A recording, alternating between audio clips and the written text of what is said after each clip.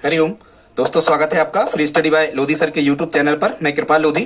दोस्तों, आज हम आपको लेकर के आए हैं इंडिया जीके का बहुत ही इंपॉर्टेंट टॉपिक, जिसमें दोस्तों आज हम आपको बताने वाले हैं भारत के राज्यों व केंद्र शासित प्रदेशों के वर्तमान नाम, और इसके साथ ही हम ये बताएंगे कि इन जो वर्तमान राज्यों को कहते हैं इनको प्राचीन काल में किस नाम से जाना जाता था। दोस्तों, यहां से जो प्रश्न आता है वो इसी प्रकार से आता है कि भारत के जो वर्तमान राज्य हैं इनको प्राचीन काल में किस नाम से जाना जाता था, या वो कह देंगे कि कलिंग या उत्कल या मैसूर निम्न में से किस राज्य को कहते थे प्राचीन काल में। इस टाइप के क्वेश्चन यहां से बनना होते हैं। दोस्तों, जीके का बहुत ही इंपॉर्टेंट टॉपिक है। हम निश्चित रूप से विश्वास दिलाते हैं कि आपको ट्रिक के माध्यम से केवल 5 मिनट में आपको याद करवा देंगे। दोस्तों, एक अपील है, यदि आप हमारे चैनल पर पहली बार आए हैं तो प्लीज हमारे चैनल को सब्सक्राइब कर लें, साथ में बेल आइकन पर क्लिक करें ताकि सबसे पहले नोटिफिकेशन आपको मिलता रहे।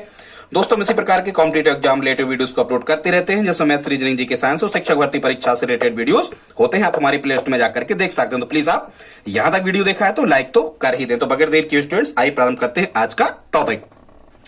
सबसे पहला राज्य हमने दोस्तों लिया है कर्नाटक, और वर्तमान में जिसको हम कर्नाटक कहते हैं इसी को प्राचीन काल में मैसूर के नाम से जाना जाता था। अब आप इसको कैसे याद रख सकते हो, आपने मुख्यतः फिल्मों में या मोबाइल फोन पर देखा होगा कि कुछ लोग सूर मतलब होता है क्या, अंधत्व, अंधे बनने का कुछ लोग क्या करते हैं, नाटक करते हैं। तो यहां से आपको याद हो जाएगा कि कर्नाटक का प्राचीन नाम क्या हुआ करता था, मैसूर के नाम से जानते थे कर्नाटक को।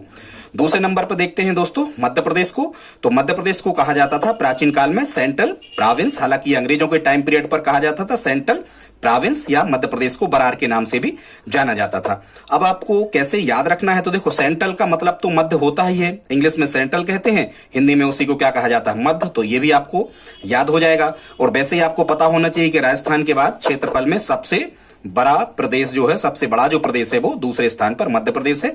ऐसे आप इसको याद रख सकते हो कि बरार और सेंट्रल प्रोविंस मध्य प्रदेश को कहते थे। 3 नंबर पे दोस्तों हमने लिया है उत्तर प्रदेश को, यूपी को। तो उत्तर प्रदेश को प्राचीन काल में यूनाइटेड प्रोविंस के नाम से जाना जाता था। प्राचीन काल मतलब ये यूनाइटेड प्रोविंस, यहां अंग्रेजों के टाइम पीरियड की चर्चा हो रही, अलग अलग जगह अलग अलग चर्चा होगी।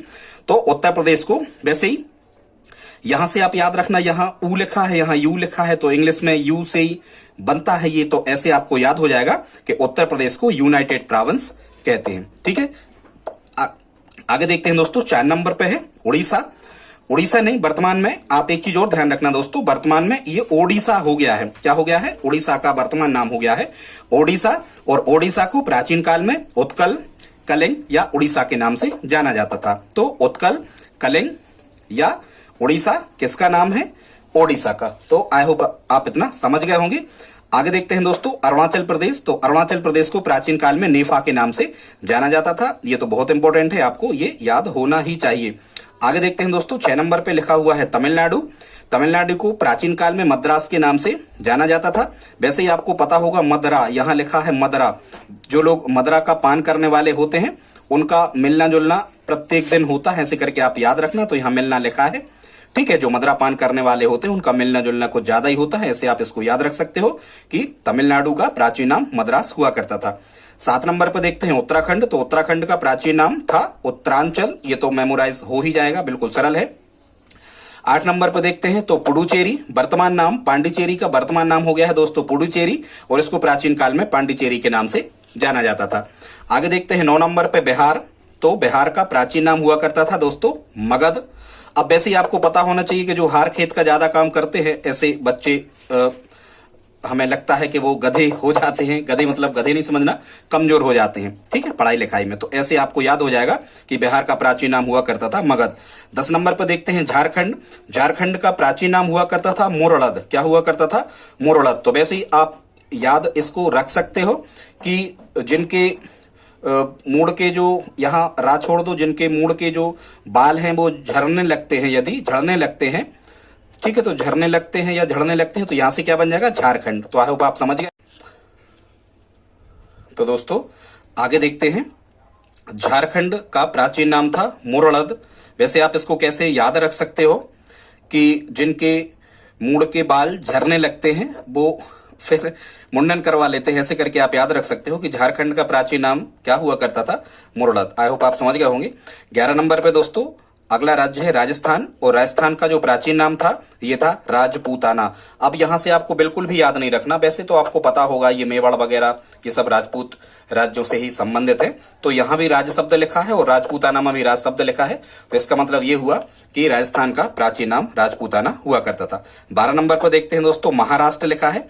तो महाराष्ट्र का प्राचीन नाम, दो नाम हुआ करते थे पुराने समय में महाराष्ट्र के, एक तो सोपर और एक सुरपारक। सोपर और सुरपारक, अब आप इसको कैसे याद रख सकते हो, तो वैसे ही आपको पता होगा कुछ लोग महाराजा स्टाइल में होते हैं, महाराज, तो वो महाराजा स्टाइल में होते हैं, तो वो क्या होता है कि वे सोपा पर सोए रहते हैं और उनके सब काम चलते रहते हैं, ऐसे करके आप याद रख सकते हो, सोपर सुरपारक। तो आई होप आप समझ गए होंगे कि महाराष्ट्र का प्राचीन नाम होता है सोपर और सुरपारक। 13 नंबर पर देखते हैं दोस्तों, असम, और असम का प्राचीन नाम हुआ करता था प्रागज्योतिषपुर। क्या हुआ करता था? प्रागज्योतिषपुर। अब आप इसको कैसे याद रखोगे कि असम का प्राचीन नाम प्रागज्योतिषपुर हुआ करता था या असम का प्राचीन नाम प्रागज्योतिषपुर है?